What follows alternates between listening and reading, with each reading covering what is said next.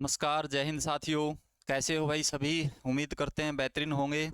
तो आज ही बहुत ही प्यारा टॉपिक के साथ आपके साथ जुड़े हैं। टॉपिक भाई क्या होगा? टॉपिक होगा अर्थमेटिक प्रोग्रेशन भाई। अर्थमेटिक की जान जहाँ से क्वेश्चंस हर एग्जाम में आपको देखने को मिल जाएगा, वहीं से एक बहुत ही प्यारा टॉपिक और बहुत अच्छे अच्छे क्वेश्चनों का कलेक्शंस के साथ आपके साथ जुड़े हैं भाई। पूरे जोश के साथ आप देखिए, बहुत ही प्यारा टॉपिक आपका होने वाला है। तो आज हम जो करने वाले हैं भाई, अर्थमेटिक प्रोग्रेशन यानी कि समांतर श्रेणी भाई। आप सभी ने 10वीं कक्षा के अंदर इसका एक चैप्टर देखा होगा, समांतर श्रेणी। समांतर श्रेणी क्या होता है? देखो भाई, एक समांतर श्रेणी होती है हमारी, एक गुणोत्तर श्रेणी होती है और एक हरात्मक श्रेणी होती है। यानी कि एक अर्थमेटिक प्रोग्रेशन, जियोमेट्रिक प्रोग्रेशन और हार्मोनिक प्रोग्रेशन। तो आज हम जो टॉपिक कवर करने वाले हैं, जो सारे के सारे क्वेश्चंस करेंगे, एपी के ऊपर करेंगे, अर्थमेटिक प्रोग्रेशन के ऊपर। यहाँ से कैसे क्वेश्चंस बन सकते हैं, क्या क्या ट्रिक्स हम इसमें यूज कर सकते हैं, और पीछे भी कैसे क्वेश्चंस देखे गए हैं। यहाँ पर जितने भी क्वेश्चंस का हमने कलेक्शन किया है, वो सभी के सभी क्वेश्चंस कहीं ना कहीं एग्जाम में ज़रूर देखे जा चुके हैं भाई। तो यहाँ पर आज हम पढ़ेंगे एपी। एपी बोले तो अर्थमेटिक प्रोग्रेशन।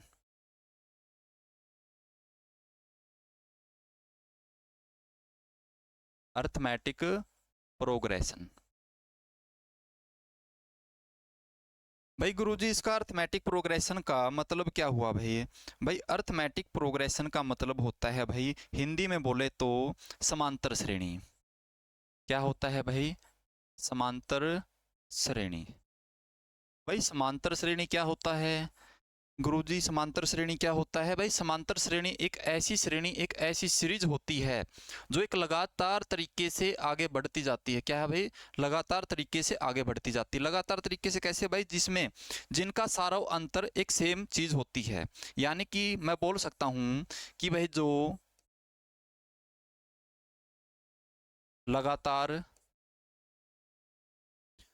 उसी तरीके से आगे बढ़े, उसी तरीके से कैसे? जैसे पीछे से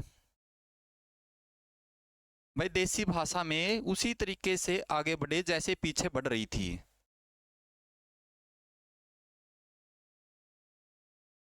यानी कि उसमें कुछ ना कुछ जोड़ा जा रहा है, जो कि सेम सेम चीज जोड़ी जा रही है, या फिर उसमें से कुछ घटाया जा रहा है, जो कि वो सेम चीज है जो उसमें से घटाई जा रही है। जैसे एग्जाम्पल की अगर मैं बात करता हूँ मेरे भाई, क्या है?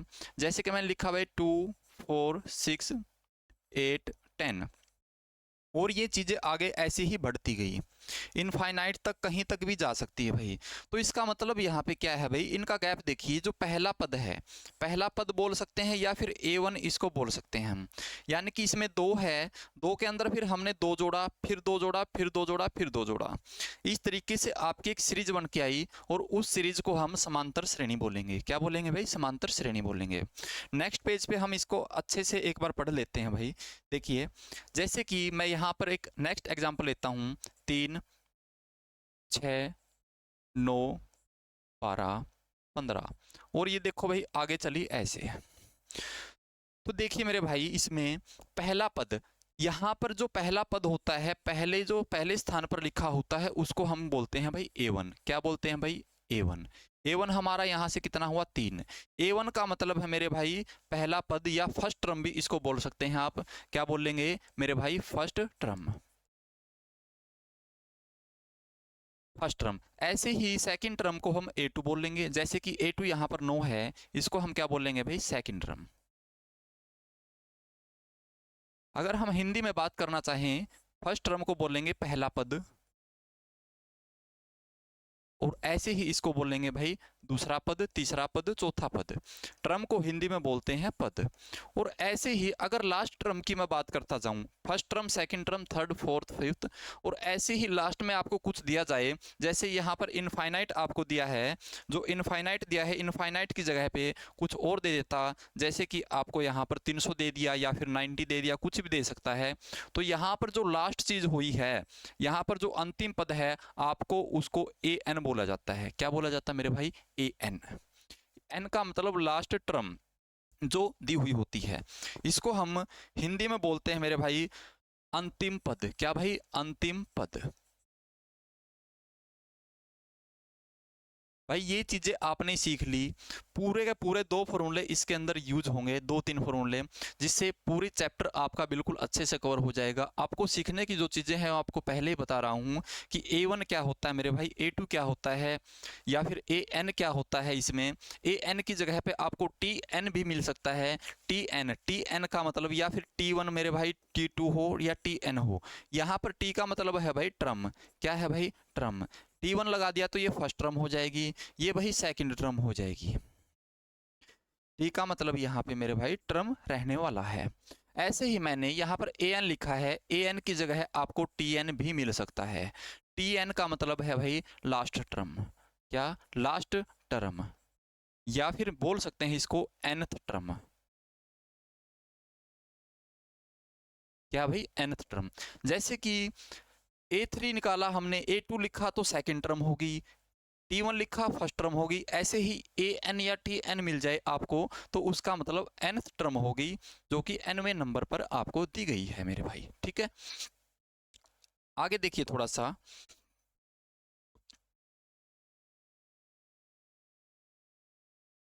भाई ये AP जो हम बढ़ा रहे हैं आगे, जैसे हमने 2 लिखा, 4 लिखा, 6 लिखा, 8 लिखा, जैसे चीजें आगे बढ़ती जा रही थी ऐसे चीजें नीचे भी घटती हुई वापस आ सकती है, वो भी आपका AP ही होगा। जैसे कि यहाँ पर मेरे भाई 5, 5 के बाद भाई 3 है, 3 के बाद 1 है, 1 के बाद -1 है, फिर -3 है, और चीजें ऐसे बढ़ती जाती है भाई, ठीक है। यहाँ पर आप देखेंगे कि भाई यहाँ पर जो चीजें हैं वो लगातार आगे न बढ़ करके क्या हो रही हैं, घट रही हैं। चाहे चीजें आगे बढ़े चाहे घटे, चीजें बढ़े या घटे, लेकिन आपका जो क्रम है वो एक सेम रूप से बढ़ना चाहिए। जैसे यहाँ पर डिफरेंस की अगर बात करता हूँ, यहाँ पर एक टर्म यूज की जाती है और जिसको नाम दिया जाता है भाई सारों अंतर। जैसे आपने प्रथम पद पढ़ लिया भाई, A1 पढ़ लिया, A2 भी आपने पढ़ लिया, AN भी आपने पढ़ लिया। यहाँ पर A1 की बात करें 5 है, A2 की बात करें 3 है, AN की बात करें यहाँ पर कुछ भी हो सकता है, वो यहाँ पर लिखा जाएगा। इसके बाद एक होता है यहाँ पर डी, डी को भाई हिंदी में बात करते हैं तो यहाँ पर सारों अंतर बोला जाता है, सारों अंतर, यानी कि कॉमन डिफरेंस।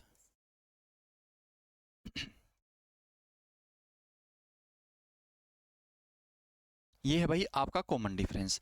अब गुरुजी कॉमन डिफरेंस चीज क्या होती है मेरे भाई, कॉमन डिफरेंस एक ऐसी चीज, देखिए जो फर्स्ट टर्म और सेकंड टर्म के बीच का जो गैप है, या फिर सेकंड और थर्ड के बीच का जो गैप है, थर्ड और फोर्थ के बीच का जो गैप है, वो एक सेम चलता जाएगा एपी के अंदर, अर्थमेटिक प्रोग्रेशन के अंदर। वो जो सेम गैप चला हुआ है उसी को हम सारों अंतर बोलते हैं।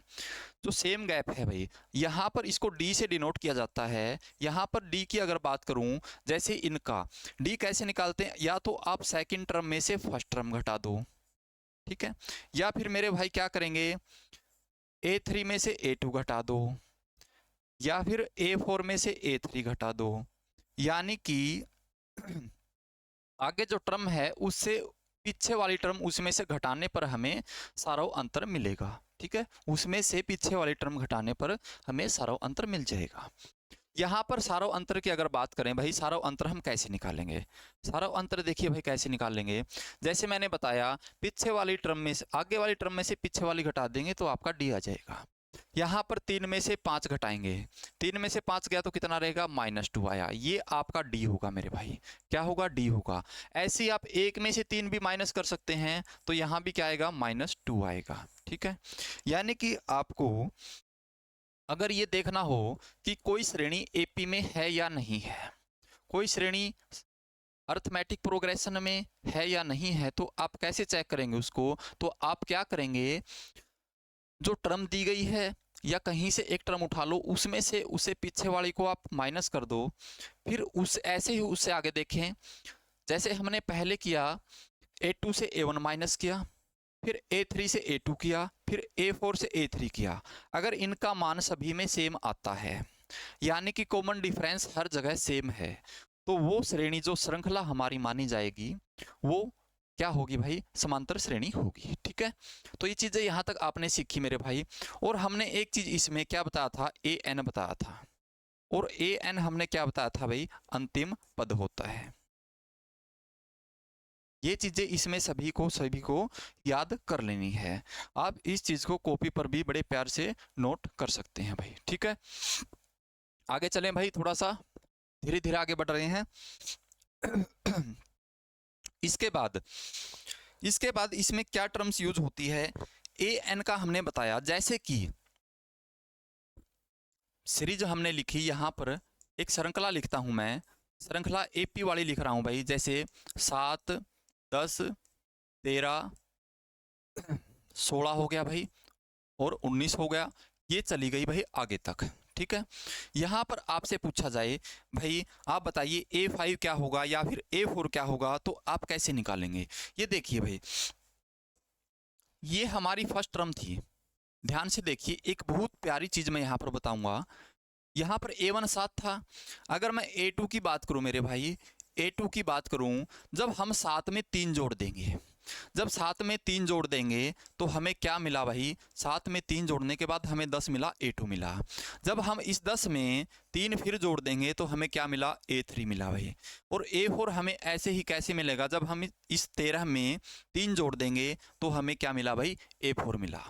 यहाँ पर आपको क्या चीज़ें नोट करने को मिल रही है, देखिए आपकी स्क्रीन पर लिखा हुआ सब कुछ पहले में, यानी कि डी की मैंने पीछे जिक्र किया था भाई, डी क्या होता है, पीछे जिक्र किया था सर डी क्या होता है। डी होता है आपका सारा अंतर, और आपने कैसे निकाला था भाई, A2 में से A1 माइनस कर दो आप, 10 में से 7 माइनस किया तो क्या आया भाई, 3 आया। ये जो डी है ना, बड़े प्यार की चीज है। कैसे, देखिए जब आप टर्मों में डी को जोड़ते जाओगे, 7 में 3 जोड़ा 10, 10 में 3 जोड़ा 13, 13 में 3 जोड़ा 16 आया, ठीक है। ऐसे ही जब आप A1 में जोड़ेंगे 3 10, फिर 3 जोड़ेंगे 13, फिर 3 जोड़ेंगे 16 बनता जाएगा। ऐसे ही अगर मैं बात करता हूँ मेरे भाई, जैसे कि आपको A2 निकालना है, तो आपने क्या कहा कि भाई मैंने A में सर D को जोड़ दिया। A का मतलब A1 ही है यहाँ पर, जब A1 को लिखना हो तो आप अकेला A लिख सकते हैं, आपको A1 लगाने की जरूरत नहीं है। फिर मैंने कहा भाई सर A3 निकालो, A3 निकालने के बाद आपने क्या किया, A में 2D जोड़ दो भाई। A में 2D कैसे, एक बार 3 यहाँ पे जोड़ा, फिर एक बार फिर 3 यहाँ पे आप जोड़ दें, ठीक है, 2 बार जोड़ा। ऐसे ही A4 निकालने के लिए आप क्या करेंगे भाई, A में 3D जोड़ दें, ठीक है, समझ रहे हो बात को। ऐसे ही चीजें आपकी बढ़ती जाएगी। अगर मैं आपसे बोलूं कि भाई A20 निकालना है, यानी कि आपको 20वां पद निकालना है, तो आप क्या करेंगे, A में 19D जोड़ देंगे। 19D का मतलब यहाँ पे है कि D को 19 से गुणा करो, फिर वो आप इसके अंदर ऐड कर दो भाई, ठीक है। उम्मीद करते हैं चीजों को आप समझ पा रहे हैं, बड़े धीरे धीरे करवा रहे हैं भाई। अब देखिए, जब आपको कोई पद निकालना हो मेरे भाई, कोई पद निकालना हो, तो आप क्या करेंगे, जो आपको पद निकालना हो उसमें से एक टर्म माइनस करके उसको D से गुणा करके हम जोड़ देते हैं। एक टर्म माइनस करते हैं ना, जैसे A20 निकालना, तो यहाँ पर क्या लिखा हमने, 19 लिखा। यहाँ पे तीसरी टर्म निकालनी थी तो यहाँ पे 2 लिखा, चौथी निकालनी थी तो 3 लिखा, एक माइनस करके लिखा है। ऐसे ही अगर आपको AN निकालना हो, AN का मतलब है भाई अंतिम पद, या फिर nवीं टर्म निकालनी हो, तो ऐसे ही A लिखेंगे प्लस के। अब हमें पता है एक पद माइनस करते हैं जो हमें टर्म निकालनी है, अब हमें तो nवीं टर्म निकालनी है, तो n में से एक माइनस कर देंगे और साथ में क्या लिखेंगे भाई, d लिखेंगे। तो यहाँ पर आपका an का एक फॉर्मूला बन के आता है, वो क्या आता है भाई, a plus n minus 1 into D, और जो कि आपको याद रखना है, जो कि इस चैप्टर में बहुत ही ज़्यादा काम आने वाली चीज़ है, ठीक है भाई। an का फॉर्मूला आपको बिल्कुल रट लेना है, an का फॉर्मूला बिल्कुल आपको उंगलियों पे याद होना चाहिए भाई। मैंने लिखा भाई AN क्या होता है, A plus n minus 1 into D. आपसे पूछे AN क्या होता है, A plus n minus 1 into D, A plus n minus 1 into D. इसको दोहराओ, बार बार दोहराओ, बार बार दोहराओ, और आपको हर हाल में ये याद होना चाहिए, ठीक है भाई। अब देखिए मेरे भाई, थोड़ा सा आगे बढ़ते हैं, यहाँ पर एक टर्म आपको SN दिखाई देगी, क्या दिखाई देगी, SN। SN का मतलब क्या होता है यहाँ पर, SN का मतलब क्या होता है भाई, SN का मतलब यहाँ पे होता है सम ऑफ टर्म्स। क्या भाई, सम ऑफ टर्म्स, भाई आपने क्वेश्चंस ऐसे देखे होंगे, एपी के पहले 5 पदों का योग ये है, 10 पदों का योग ये है, तो पहले 20 पदों का योग क्या होगा। ऐसी ऐसी चीजें आपको देखने को मिल सकती है। तो यहाँ पर एस एन का एक फॉर्मूला दिया जाता है मेरे भाई, बड़ा प्यारा फॉर्मूला है। क्या होता है, n/2 into A plus A N, ये है भाई, ठीक है। n/2 into A plus A N, और ये आपको ए एन की जगह कई जगह पर एल भी दिखाई दे सकता है, n/2 इंटू ए प्लस एल। गुरुजी एल क्या होता है भाई, मेरे भाई बता देता हूं, एल जो होता है ये भी लास्ट टर्म होती है। जो ए एन और एल है ये आपकी सेम चीज है। क्या है भाई, सेम चीज है, ठीक है। तो इस फॉर्मूले को और इसको आप नोट कर लीजिए। ए एन की अगर बात करता है तो A plus N minus one, ये डी रह गया भाई, यहाँ पर डी आप लगा लेना, A plus N minus one into D हो जाएगा। एस एन की अगर बात करता है तो मेरे भाई n/2 A plus A N, या फिर n/2 ए प्लस एल हो जाएगा। समझ रहे हो बातों को, ठीक है। थोड़ा सा आगे बढ़े। अब देखिए मैं इसको थोड़ा सा चेंजमेंट कर देता हूँ। फॉर्मूला एक और होता है एस एन का, जब योग की बात करते हैं तो एक और फॉर्मूला आपको देखने को मिलेगा, और वो कैसे निकालेंगे ये देखिए। अगर मैं इस ए एन की जगह पर, इस ए एन की जगह पर ये मान रख दूं तो आपका एक नया ही फॉर्मूला निकल के आएगा, और वो कैसे होगा देखिए। एस एन मेरे भाई n/2 ए प्लस, इस ए एन की जगह पर मैं क्या लिखूंगा, ये वाली चीज लिख दूंगा भाई, A plus N minus one into D, ये हो गया भाई। अब देखिए a प्लस ए क्या होता है, आप बताइए a प्लस ए क्या होता है भाई। a प्लस ए होता है 2a, क्या होता है 2a plus n minus one into D. तो यहां से आपके योग की अगर बात करते हैं, योग के आपके दो फॉर्मूले निकल के आते हैं मेरे भाई। एक तो फॉर्मूला ये रहेगा और एक फॉर्मूला ये रहेगा, ठीक है। और तीसरा फॉर्मूला आपका ये है। ये तीनों फॉर्मूले इस चैप्टर की जान है, ठीक है भाई। ये जितना बेसिक कॉन्सेप्ट मैंने यहाँ तक बताया है आप समझ लीजिए, इससे बाहर एपी के अंदर कुछ नहीं है। अगर यहाँ तक आपने अच्छे से पढ़ा है, सीखा है, नोट किया है, तो आप पूरे चैप्टर को बड़े आसानी से 2 सेकंड के अंदर फिनिश कर देंगे भाई। देखिए कैसे, हर एक क्वेश्चन को बड़े प्यार से बना देंगे। नोट कर लेना 3 फॉर्मूले, ए एन का मैंने एक फॉर्मूला बताया है, और एस एन के मैंने 2 फॉर्मूले बताए हैं, और दूसरा फॉर्मूला कैसे बन के आया है वो भी आप चीज को नोट कर लीजिए भाई, ठीक है। ठीक है मेरे भाई, तो ये चीजें हमने बताई है। और एक और एपी के अंदर मैं बड़ी प्यार की चीज आपको बताता हूं। जब कोई भी टर्म आपको एपी के अंदर दी हुई होती है, जैसे कि मेरे भाई 2 है, 3 है, 5 है, जो एपी का पहला, जब कोई भी टर्म एपी के अंदर दी हुई होती है, या 3 पद है या कितने भी आपको पद दिए हुए मिले, जैसे कि पहला और तीसरा पद है, जो फर्स्ट टर्म और थर्ड टर्म है, जब उसको योग करते हैं, उसको क्या करते हैं भाई, एपी ही गलत लिखी थी भाई मैंने तो, एपी ही गलत लिखी थी भाई। दिमाग कहाँ गया बे, कहाँ चला गया तेरा दिमाग। 2, 5 और 8, भाई 2 में 3 जोड़ेंगे 5, और 5 में 3 जोड़ेंगे 8, ये एपी के अंदर आ गया। ये एपी के अंदर है, तो इसके लिए जो है एक रूल होता है, और रूल क्या कहता है हमें, जब फर्स्ट टर्म जैसे 2 और 8 को जोड़ के जब हम 2 से भाग करते हैं तो मेरे भाई वो बीच वाली टर्म के बराबर आता है। यानी कि आपसे अगर ये बोला जाए कि ए बी सी, यानी कि क्या A B C are in AP,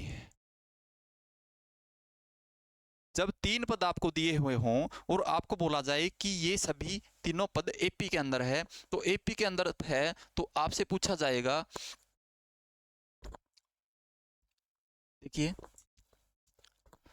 यानी कि 2 का मान दे करके 1 का मान आपसे पूछ सकता है। जैसे ए का मान दे दिया मेरे भाई, इसने 2 दे दिया, और सी का मान इसने 8 दे दिया, और आपसे बी का मान पूछ लिया, तो आप इसमें कैसे निकालेंगे, आप इसमें कंफ्यूज होने की बात नहीं है। तो आपको मैं बता देता हूं क्या, कि भाई इसका रूल ये हमें ये कहता है, ए प्लस सी को जब 2 से भाग कर देते हैं तो बी के अंदर आता है, बी के बराबर आता है, ठीक है। पहली और तीसरी को, यानी कि ए और सी को आप ऐड करेंगे तो क्या होगा मेरे भाई, वो जब 2 से भाग कर देते हैं तो वो बी के बराबर आ जाएगा। या फिर आपको दूसरे तरीके से लिखना चाहें ऐसे भी लिख सकते हैं, ए प्लस सी जो होता है हमारा 2b के बराबर होता है। यही होता है ना भाई, पहले और लास्ट का जो योग होता है बीच वाले के 2 गुणे के बराबर होता है, ऐसे होता है। जैसे कि यहाँ पर अगर बात करें 2 और 8 कितना होता है, 10 होता है, और ये b के 2 गुणों के बराबर होता है, तो यानी कि b हमारा 5 मिलेगा, 5 का 2 गुना 10 हो जाएगा। ठीक है, तो ये चीज आपको यहाँ पर नोट कर लेनी है भाई। ठीक है, तो इससे आगे हम चलेंगे सीधा सीधा क्वेश्चंस की तरफ। बड़े प्यारे प्यारे क्वेश्चंस का कलेक्शन हमारे पास है, तो हम क्वेश्चंस की बात कर लेते हैं मेरे भाई। पहला क्वेश्चंस की तरफ दौड़ते हैं। देखिए मैं आपको बता देता हूँ कि हमारे पास लगभग 20-22 क्वेश्चंस हैं, जो कि हर एक टाइप को अर्थमेटिक प्रोग्रेशन से जितने भी क्वेश्चंस बनते हैं हर एक टाइप को यहाँ पर कवर करेंगे वो। उसमें से आज पहली क्लास के अंदर हम लगभग 8-10 क्वेश्चंस करेंगे। इससे बाद वाली जो क्लास होगी उसके अंदर हम सेकंड पार्ट लेके आएंगे। सेकंड पार्ट में हम बाकी के क्वेश्चंस को फिनिश करेंगे और पूरे चैप्टर को हम ऐसे कवर कर लेंगे भाई। ठीक है, तो पहले क्वेश्चंस की मैं बात कर लेता हूँ। के किस मान के लिए श्रृंखला 4 5 प्लस के 8 समांतर श्रेणी में है। हमने इसी चीज को अभी बताया था भाई, और क्या बताया था, जब कोई श्रृंखला समांतर श्रेणी के अंदर होती है, जब कोई समांतर श्रेणी के अंदर होती है, जैसे कि ए बी और सी ये समांतर श्रेणी के अंदर है, तो मैंने क्या बताया था भाई, ए प्लस बी पहला और तीसरे को जोड़कर, यानी कि 4 प्लस मैं 8 कर दूंगा, और इसको जब 2 से भाग करता हूं तो किसके बराबर आएगा मेरे भाई, ये b के बराबर आएगा, ये सेकंड टर्म के बराबर आ जाएगा। 8 और 4 12, 12 को 2 से भाग करेंगे 6 आएगा, क्या आ गया भाई b। यानी कि हमारी जो सेकंड टर्म है यहाँ से कितनी आई, हमारी सेकंड टर्म है यहाँ से मेरे भाई कितनी आई, 6 आई। क्या आई, 6 आई। इस चीज को आप देख सकते हैं भाई, कोई गहराई वाली बात तो नहीं है इसमें। मैंने बता दिया पहले और तीसरे को जोड़ दो, a प्लस सी को जोड़ के 2 से भाग करने के बाद b निकल के आता है। 8 और 4 को जोड़ के 2 से भाग कर दिया, 8 और 4 12 होता है, 2 से भाग किया 6 आया, 6 किसके बराबर होगा, 5 प्लस के बराबर होगा। ठीक है, यहाँ से k का मान कितना है, 1।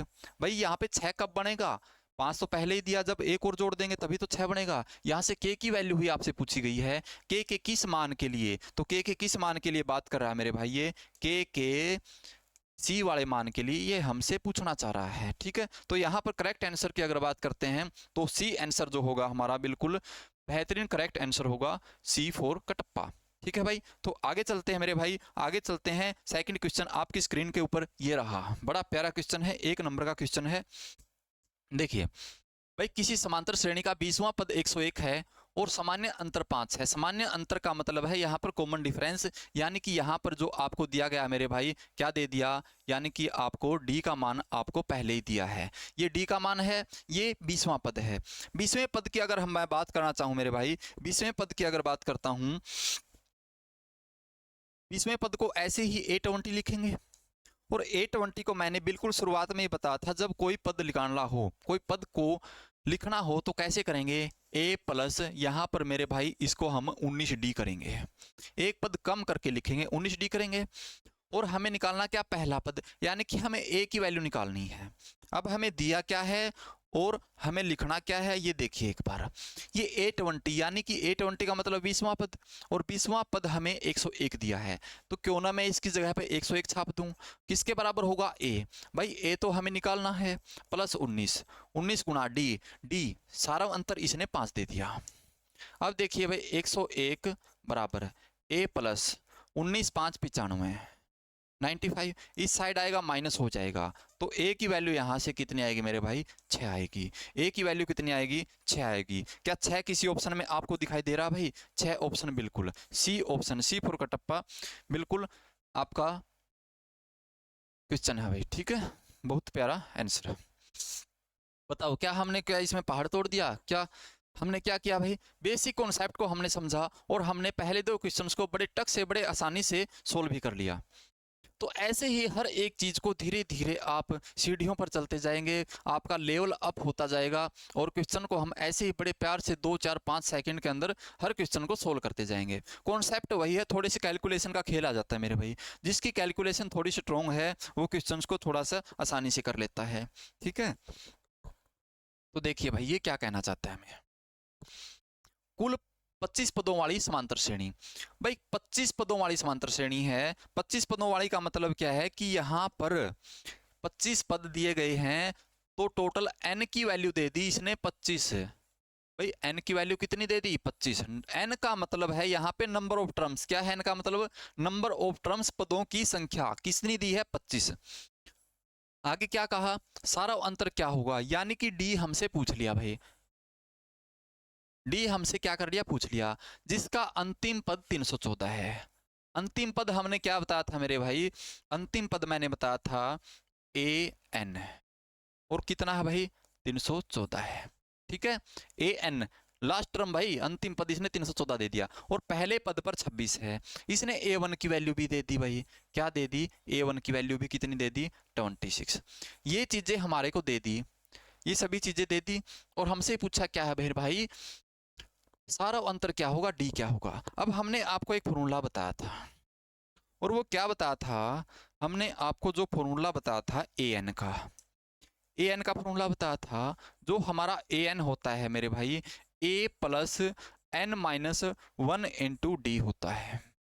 अब यहाँ पर मेरे भाई, यहाँ पर पहली चीज, दूसरी, तीसरी और चौथी, यहाँ पर 4 चीजें हो गई हमारी।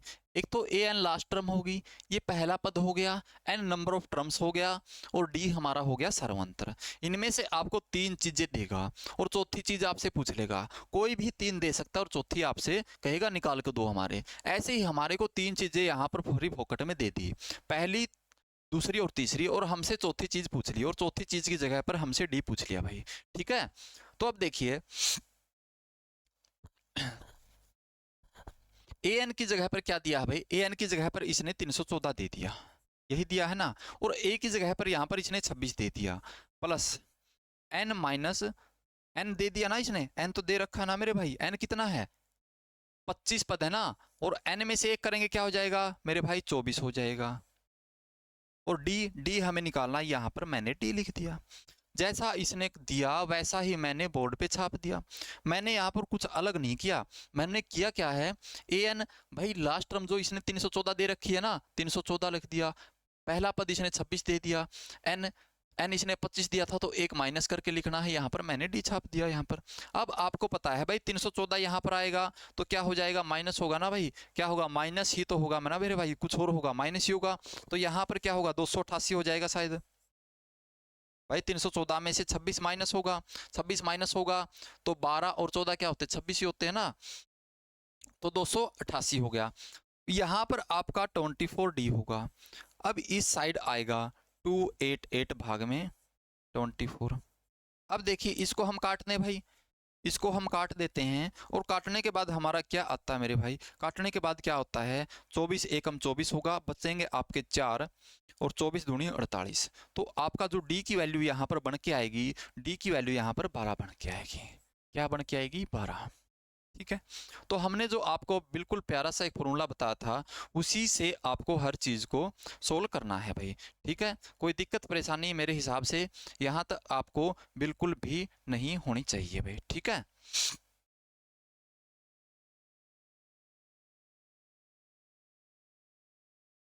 आगे चलें।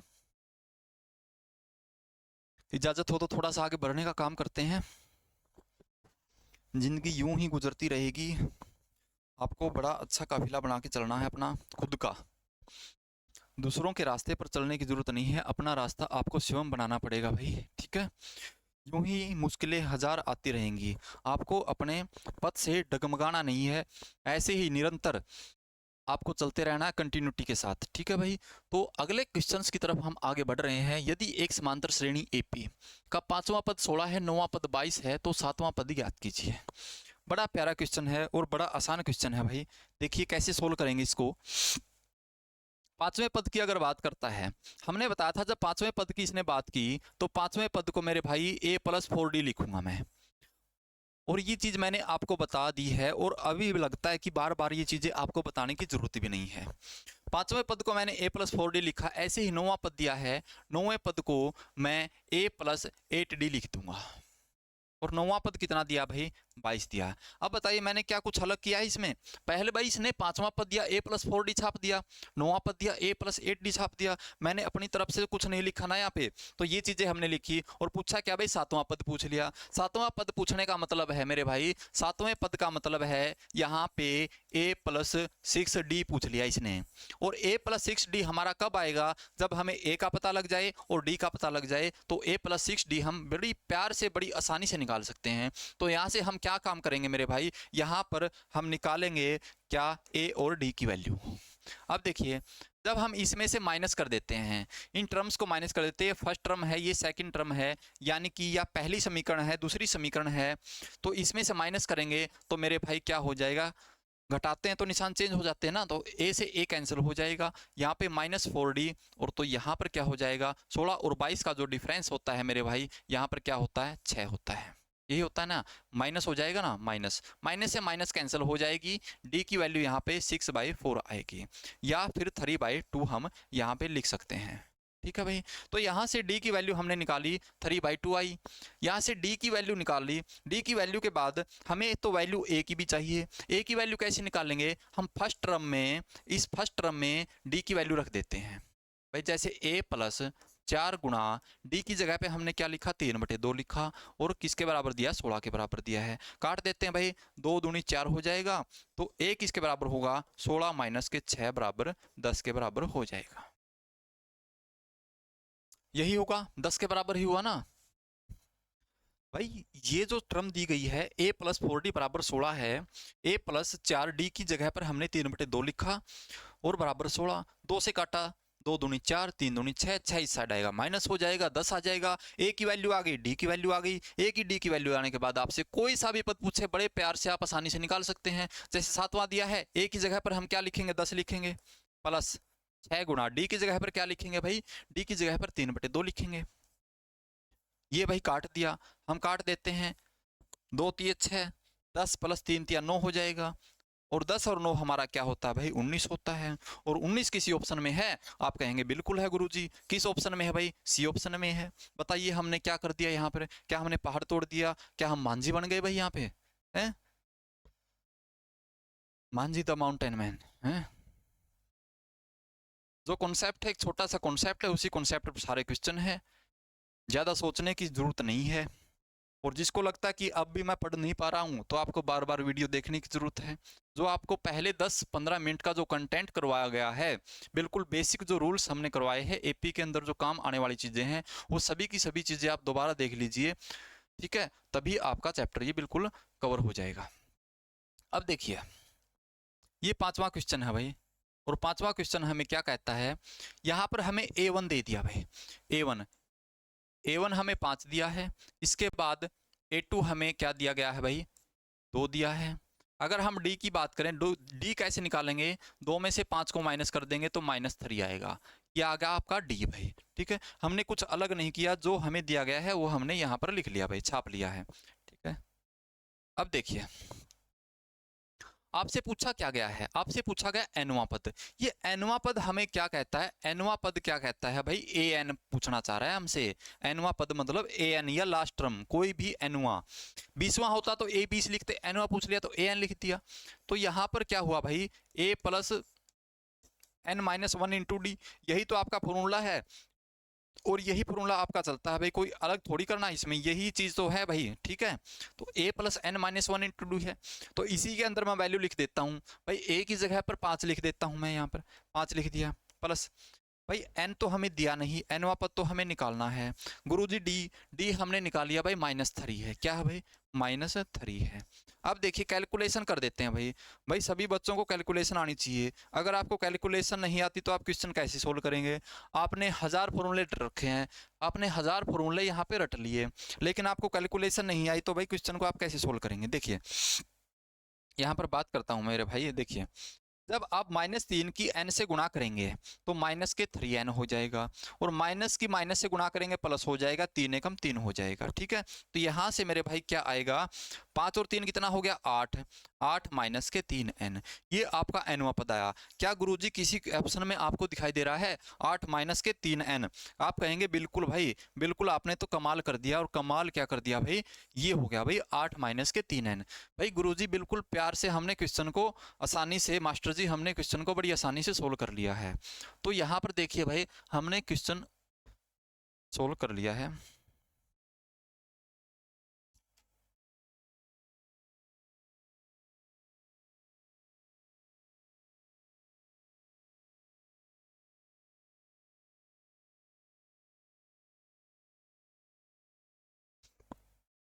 ध्यान से देखिए भाई, कॉपी में छाप लीजिए, ठीक है।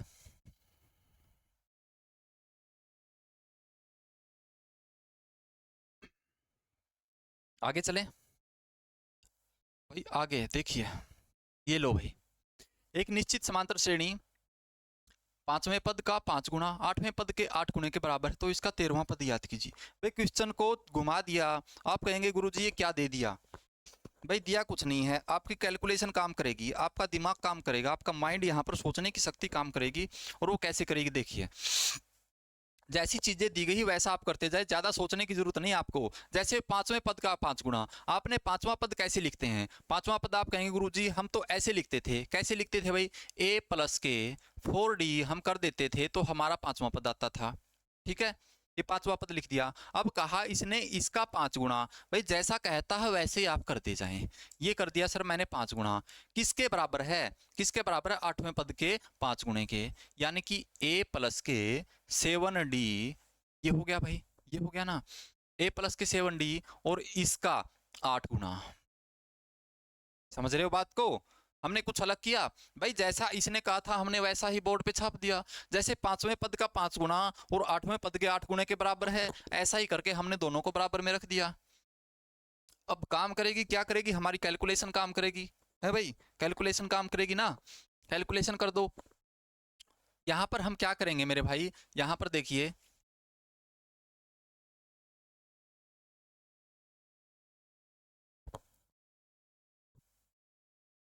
यहां पर क्या हो जाएगा भाई, 5a हो जाएगा। क्या हो जाएगा? 5a।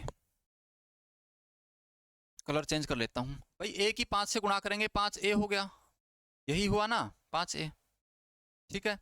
प्लस के 5 चौका क्या हो जाएगा 20, और क्या हो जाएगा d,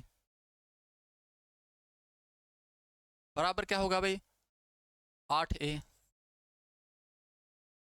8 7 56 d, यही हुआ ना भाई, यही हुआ। अब इनको थोड़ा सा इस साइड ले जाओ या फिर उनको उस साइड ले जाओ, बात तो एक ही है, कोई चेंजमेंट नहीं होगा। अब हम इनको इस साइड लेके जाएंगे तो क्या होगा मेरे भाई, देखिए जब हम 8a में से 5a माइनस कर देंगे तो हमारा 3a निकल के आएगा, प्लस भाई 56d में से 20d माइनस कर देंगे तो क्या आएगा भाई 36d निकल के आएगा, और हमारा इस साइड क्या बच जाएगा 0 बच जाएगा। इसमें कोई दिक्कत परेशानी हो तो बताओ भाई, ठीक है। हमने किया क्या, जब दोनों चीज़ों को बराबर रख के कैलकुलेशन कर दी और हमने एक साइड, दोनों को एक साइड ले लिया, या आप उनको उस साइड ले जाओ या फिर इनको एक साइड ले आओ, ठीक है। तो हमारा 3a प्लस 36d 0 के बराबर बन के आया भाई, ये आया। अब इसमें से आप कहेंगे गुरुजी कुछ कॉमन ले लो, आपने कहा जी भाई 3 कॉमन आता है इसके अंदर, 3 अगर मैं बाहर निकाल लूंगा तो अंदर क्या बचेगा a प्लस के 12d, और बराबर कितना हो जाएगा भाई 0 के बराबर है, यही तो है। और 3 को उस साइड लेके जाऊंगा तो 3 0 से भाग बनने के बाद भी 0 बनाएगा, यानी कि a प्लस के 12d भी आपका किसके बराबर होगा 0 के बराबर होगा।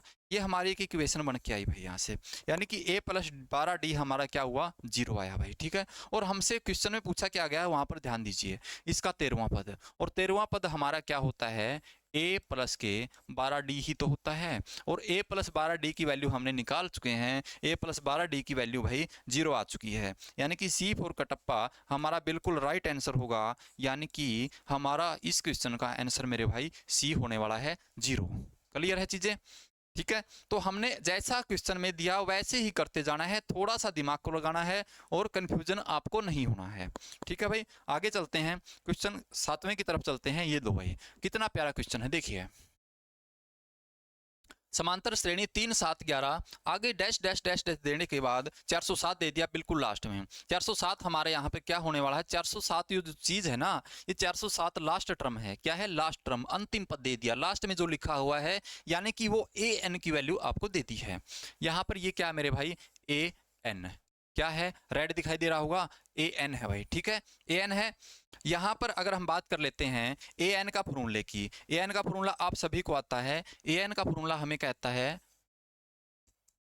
ए plus N minus 1 into D, यही तो बोलता है। और मैंने आपको बताया था भाई जो 4 चीजें हैं इनमें से 3 आपको दे देगा और एक चीज आपसे पूछ लेगा।